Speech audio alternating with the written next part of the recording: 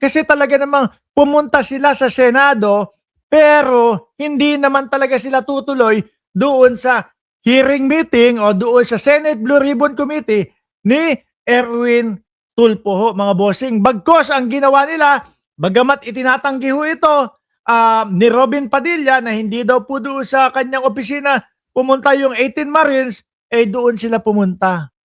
Pakinggan niyo po yung video nila, mga bossing. Na mga sinungaling talaga 'tong mga ito. Oh, game. Yan. Pilipinas. Video yan, video. Kiningin ng mga mukha nitong mga 18 Marites na to. Pasensya na po. Medyo hindi sila yung minumura ko, pero expression lang po 'yon. 'Di ba, Sir Tato? Oh, Erlinda Odulio. Ulitin nga natin. Kasi kapag etong mga ito, mga kababayan, pag nakikita natin doon sa mga interview, doon sa mga press con, halos mukha lang ni Baligod yung napapansin natin, pero etong mga ito, mga nasa sagigilid lang ho no? Yung tipo bang 5 milyon daw di umano yung natanggap, pero nakatayo lang ng ganon, wala man lang mga say, no? Nang halatang halata mo na hindi nila alam yung mga sasabihin nila at halatang halata mo na iniiwas sila na matanong, baka po magkabuhol-buhol at magkaiba-iba yung kanilang mga isasagot. Kaya ganun ang ginagawa ho. Game, ito. Isama ba to sa Marites? Laki ang mukha. Yan. Yan. Pilipinas. Anak ng putik. Ang lakas pa ng loob magsabi, Pilipinas daw. Sabi ni Chaicher, pogi ni Ninong today. Pag ikaw pinaputukan ko, no? Yung kagaya doon kay La Aplas ka, yung yung putukan sa Senado, bahala ka dyan, ha? Lakas mang uto. Game, yan, Video yan, video. Ano masasabi nyo? Ba't willing kayong magsalita kanina? Anong nangyari? Unok ng putik na yan. Willing daw hong magsalita sila kanina, mga kababayan. Doon sa meeting, no, hearing ng Senate Blue Ribbon Committee ni Erwin Tulfo. Ano daw ang nangyari? Pakinggan niyo po sasabihin nitong 18 Marites na ito. Ha? Hininto nila, sir, Hininto. Pababa na sana kami, sir. Anok na kayo, pababa na sana kami, sir. Hininto nila. Totoo ba? Talaga ba? Ano pa? Ay, ang tagal nila dun Walang humihinto sa inyo. No, pinapasok kayo. Pinatawag kayo. Nagulat nga sila habang nandoon sila sa hearing. Nagulat sila. Pumunta kayo pero hindi kayo didiretso doon mismo sa Senate Blue Ribbon Committee. Dumiretso kayo doon sa opisina ni nagmamagaling na Robin Padilla. Doon. Yun ang totoo. Pinahinto.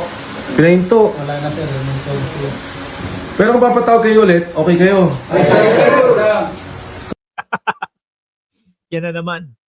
Kung papatawag kayo, okay kayo. Mga ulul! Sino lokohin ninyo? Alam na namin yung kilusan ninyo. Ganyan kayo lagi. No? Mga puro katarantaduhan at kagaguhan lang ang mga pinagsasasabi ninyo. Kung ipapatawag kayo, pupunta kayo, willing kayo pumunta. Tapos kapag darating na ho yung araw na ipapatawag o ipinatawag sila, wala na kung ano-ano na naman pong alibay ang sasabihin nitong mga 18 Marites at nila Mike Defensor. Buko na namin kayo. Diba? Kaya nga siguro mga kababayan, etong 18 Marites, hindi pinapaniwalaan ng mamamayang Pilipino, meron namang 14 naman na Marites na idadagdag daw ho, mga kababayan. Itong sila Mike Defensor. Ibang klase ho talaga ang mga kagaguhan itong mga ito, Tapos meron pa daw pong 7. Yung 7, ang tingin ko doon, kapag hindi pa din nakumbinsi ang taong bayan sa 14 na idadagdag nila, sa kanila isasalpak yung 7. Hindi kayo talaga nadala-dala kay Orly Gutesa. Mag-isang tao na lang, buhol-buhol pa yung mga sinasabi. Di ba?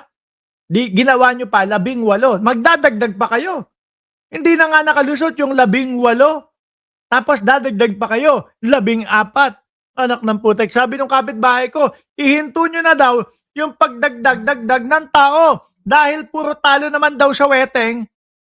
Yung mga numero ninyo. Number 18, number 14, tapos 7. Hindi naman daw nanalo sa weteng. Anak ng tinapa talaga itong mga ito, oh. Kanina, siniraan kayo ng siniraan. Wow!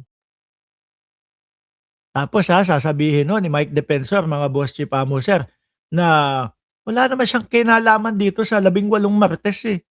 Sasabihin ni Mike Defensor na kumbaga, yung tipo bang iiwas niya yung sarili. Pero kapag eto, nakikita na natin, pag sila kumikilos at may mga ganito, involved na involved. Singot B. Ano nung sinasabi? Anong reaksyon nyo doon? Accept namin yan, sir. Kasi natural na. Accept lang, talaga. Accept lang. Eh wala naman talaga kayong alam eh. Di ba?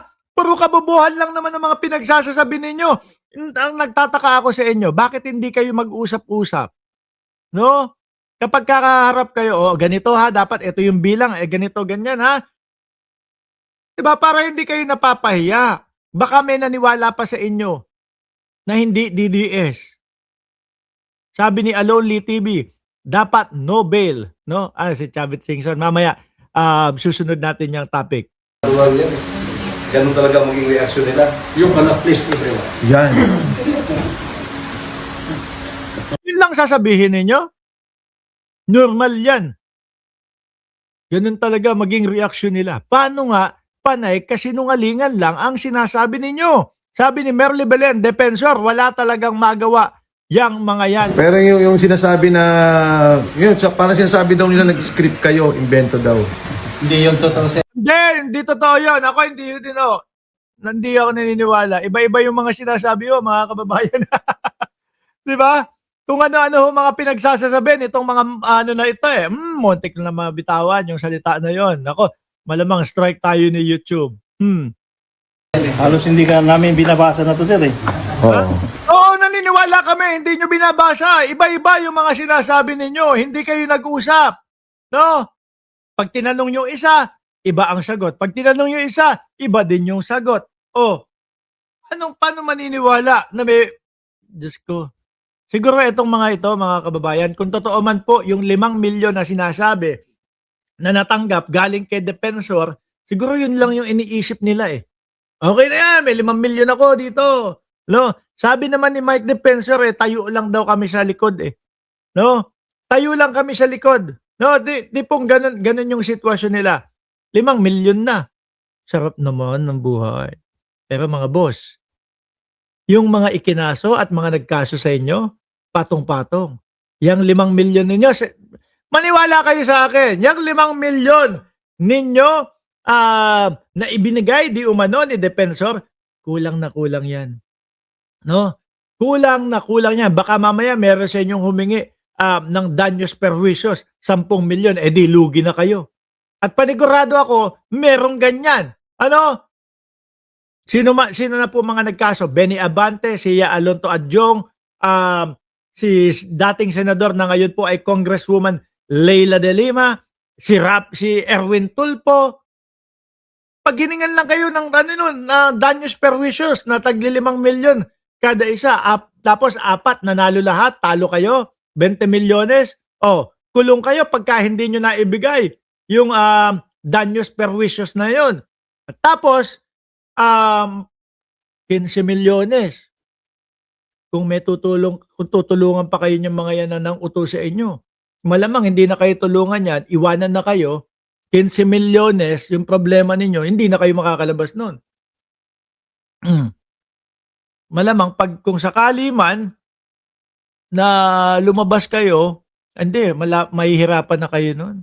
Iba na bebembang sa mga misis ninyo. Maniwala kayo, totoo. No?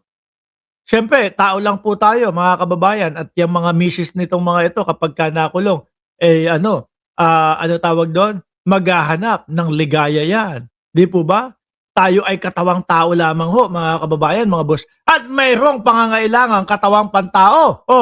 Siyempre, nako, makakahanap yan. Di ba? Sana napapanood tayo nung 18 Marites at nare-realize nila, naku, ganun pala ang mangyayari kapag ka naoblo na ako.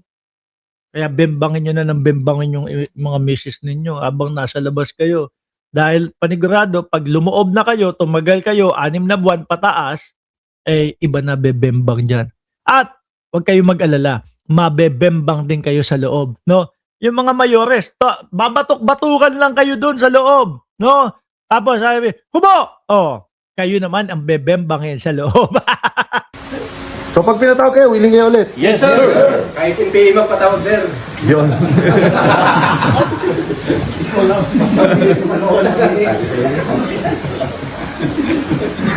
Talagang buhay na buhay si Chay Chap sa comment section kapag kayong bembangan ng usapan. Alisin ko na nga ito.